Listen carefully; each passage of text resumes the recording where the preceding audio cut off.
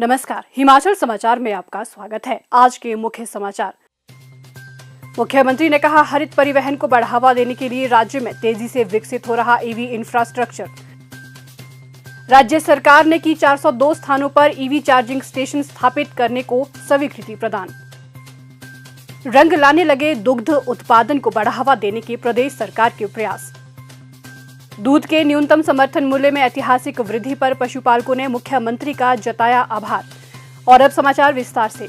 प्रदेश सरकार इलेक्ट्रिक वाहनों को प्रोत्साहित करने और हरित परिवहन को बढ़ावा देने के लिए ईवी इंफ्रास्ट्रक्चर के विकास पर प्रतिबद्धता से कार्य कर रही है। इस दिशा में अब तक राज्य में 6 ग्रीन कॉरिडोर विकसित किए जा चुके हैं ताकि इलेक्ट्रिक वाहनों की सुचारू आवाजाही सुनिश्चित की जा सके।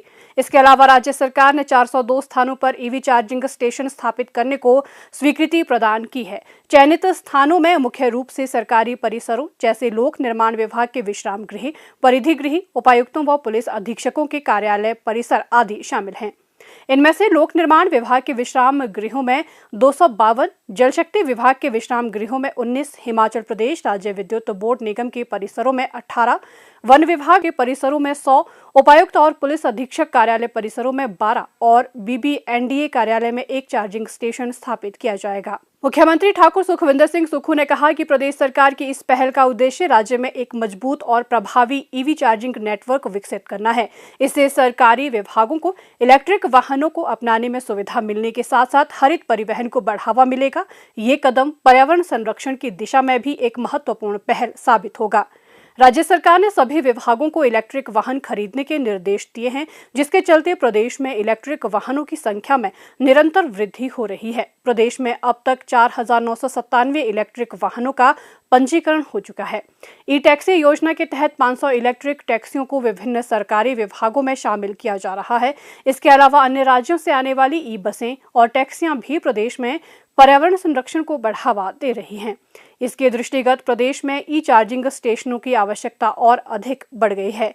राज्य सरकार ने देश भर में हरित परिवहन की बढ़ती मांग को देखते हुए प्रदेश के 6 राजमार्गों को ग्रीन कॉरिडोर के रूप में अधिसूचित किया है। इसके साथ ही प्रदेश के पेट्रोल पंपों, सरकारी परिसरों, पर्यटन विकास निगम के होटलों और निजी अस्पतालों सहित मुख्य स्थानों पर इलेक्ट्रिक व्हीकल चार्जिंग स्टेशन स्थापित किए जा रहे हैं। वर्तमान में विभिन्न पेट्रोल पंपों पर 23 चार्जिंग स्टेशनों का संचालन किया जा रहा है और इस वर्ष 90 पेट्रोल पंपों पर चार्जिंग स्टेशन स्थापित करने का लक्ष्य रखा गया है। इसके अतिरिक्त चार्जिंग स्टेशनों सहित सड़क किनारे विभिन्न सुविधाएं विकसित करने के लिए 40 सरकारी स्थान चिन्हित किए गए हैं। हिमाचल प्रदेश पर्यटन विकास निगम द्वारा इंडियन ऑयल कॉर्पोरेशन लिमिटेड के सहयोग से अपने 65 होटलों में ईवी चार्जिंग स्टेशन स्थापित करने का लक्ष्य तय किया है और प्रथम चरण में 11 होटलों को चार्जिंग स्टेशन स्थापित करने के लिए चिन्हित किया जा चुका है। निजी होटलों में 44 ईवी चार्जिंग स्टेशन स्थापित किए जा चुके हैं।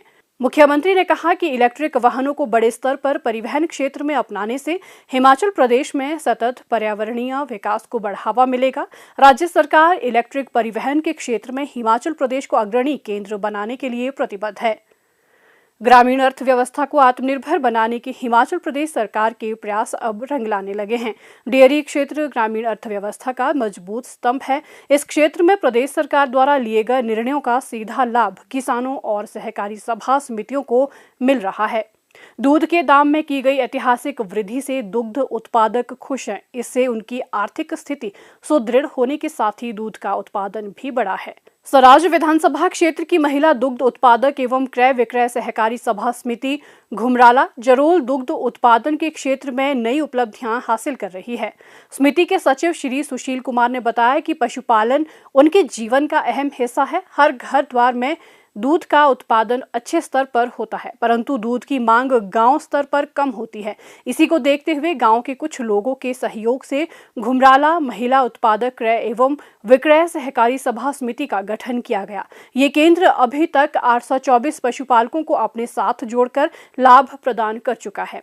वित्तीय वर्ष 2024-25 में घुमराला दुग्ध केंद्र द्वारा 3 लाख लीटर से अधिक दूध इकट्ठा किया गया, जिसका मूल्य लगभग 1 करोड़ 30 लाख रुपए है। केंद्र की कुल बिक्री आय 3 करोड़ रुपए से अधिक होती है। इसके साथ ही केंद्र द्वारा पनीर, खोया, घी, दही, कुल्फी का उत्पादन भी शुरू कर दिया गया है। पीछे बीजेपी की सरकार आदरणीय जयराम जी मुख्यमंत्री थे, उन्होंने 1 साल में 2 रुपए का इजाफा किया था और वो भी अच्छी बात ही, उनके लिए धन्यवाद दिए। लेकिन जो दूध उत्पादकों के विशेषकर जो दूध उत्पादन से जुड़े हुए लोग हैं, उनके हितों को अगर किसी ने देखा है तो वो आज की डेट में माननीय मुख्यमंत्री हिमाचल प्रदेश सरकार श्री सुखविंदर जी सुक्खू ने उस बात को महसूस किया। उन्होंने दूध उत्पादक के दर्द को समझा। उनको अपने दिल की गहराइयों से बधाई देता हूँ। वो बधाई के पात्र है जिन्होंने पिछले अप्रैल में दूध के मूल्य में 13 रुपये प्रति लीटर की एक साथ वृद्धि की। मैं उनका बहुत बहुत आभारी हूँ। और इस साल जो बजट में उन्होंने प्रावधान किया है उसमें 6 रुपये का और इजाफा किया है। उसके लिए सभी दूध उत्पादक और अपनी सहकारी सभा की ओर से मैं उनका बहुत बहुत धन्यवाद करता हूँ। दूध के दामों में वृद्धि के लिए सहकारी सभा के प्रधान दुग्ध उत्पादक श्री कल्याण सिंह, श्रीमती दुर्गी देवी, श्री शयानुराम, श्रीमती नैनी देवी ने मुख्यमंत्री और प्रदेश सरकार का आभार व्यक्त किया है। हमारे को 45 पर रेट दिया इसी सरकार ने, आज दोबारा मतलब सरकार ने रेट हमारे को बढ़ाया, 51 तक बढ़ाया। लेकिन इसी तरह का हमारे को ये रेट होना चाहिए, आगे बढ़ता जाना चाहिए। तो भाई इन सरकार से भी धन्यवाद। और सरकार को हम भी लोग चाहते हैं कि भाई ऐसी सरकार आनी चाहिए जो कि किसानों और गरीबों की सहायता कराए और इनको कुछ मिले। मुख्यमंत्री ने हमारा रेट दूध का बढ़ा दिया, पहले 45 रुपये किया, अब 51 रुपये हो रहा है आगे।